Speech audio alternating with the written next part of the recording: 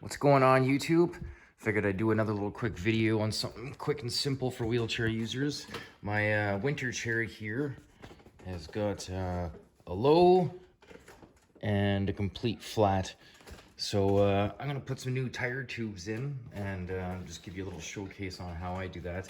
Also, fun little fact on the clearance area in Canadian Tire, there was these fidgets for 25 cents a piece, and I discovered this a long time ago. These are the exact same bearings as we rock in our caster wheels on our wheelchair. So I picked up a couple. Little showcase on these extra chairs that I got. The winter chair I originally picked up and talked the guy down to 240 bucks, and came home, swapped foot plate, swapped the caster wheels because he had like the scooter wheels on it that lit up with the little LEDs inside. Gay as fucking AIDS.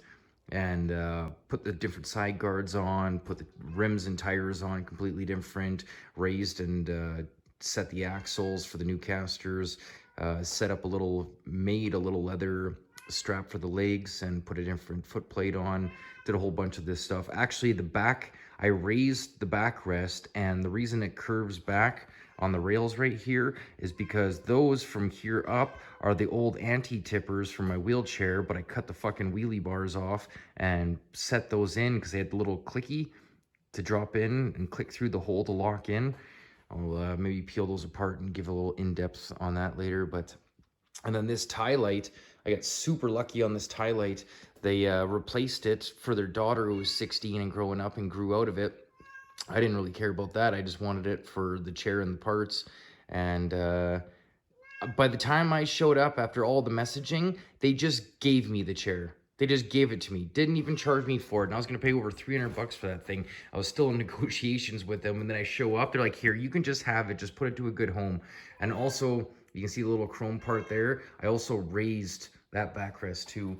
That was actually the cushion that they gave me. I even got the cushion with it, but I put it down there for my cat to look out the window, and that's his little bed at the moment. But yeah, let's keep going with this. I did forget to mention, aside from the winter chair, this is also my work chair. Hard to tell, but that's all dust and primer overspray from all the body work I do in that chair. There's even chunks of filler from spreading and doing all sorts of craziness in this chair. Got the nice little Mopar valve stem cover from a 76 New Yorker my dad bought out of Calgary at auction, and go figure, we brought it home and it had a $1,600 fast fuel electric carb system on it, and we made a killing off that car. And yeah, it was great. So anyways, if you ever done a bicycle tire, it's pretty much the exact same shit. It's not really an intense video, but just figured I'd make one while I'm doing it. I used to have these really nice little plastic clip remover things that were just completely plastic, but as you can tell by what I have in stock in the house here, to get that tire off, the tube's fucked in this one, but if I want to get a tire off with a good tube, I don't want to use something sharp.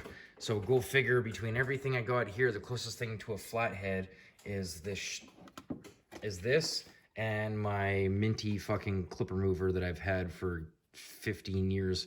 It just keeps breaking and I keep grinding it down. So let's see if that works.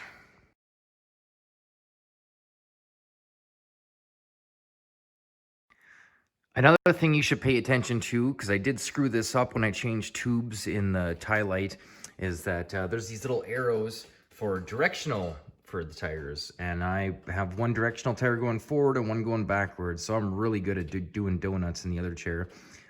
This, I don't think it really matters for directional, but if it's got the arrow, you should consider that. So whether you want to have the best grip going backwards when you're stuck or the best grip going forward when you're stuck, take that into consideration. Turns out this tire was backwards the whole time, because this is where the lock's in. That's the outside of the rim.